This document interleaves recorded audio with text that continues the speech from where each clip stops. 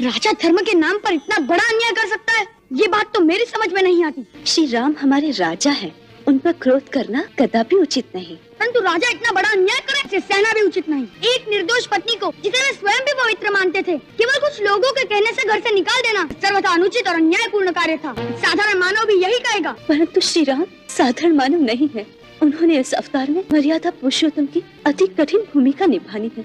उनके लिए एक आदर्श राजा का धर्म एक पति के धर्म से अधिक महत्वपूर्ण था, इसलिए उन्होंने वही किया जो एक आदर्श राजा को करना चाहिए। बेचारी पत्नी को वन के कांटों में भेजकर स्वयं राजमहलों का ऐश्वर्य भोगना कहाँ का न्याय है? ये तुमसे किसने कह दिया कि वो स्वयं राजमहलों के ऐश्वर्य में खोए हुए थे? उन्होंने तो अपने जीवन के समस्त सुखों को भी सीता के साथ ही वनवास दे दिया। वो राजमहल में भी सन्यासी की भांति रहते हैं। कुछ भी हो, मैं इस अन्याय के साथ कदापि सहमत नहीं हो सकता। यदि किसी दिन मुझे महाराज श्री राम मिल गए तो मैं उनसे ये प्रश्न अवश्य पूछूंगा कि आपने अपनी निर्दोष पत्नी को घर से क्यों निकाला?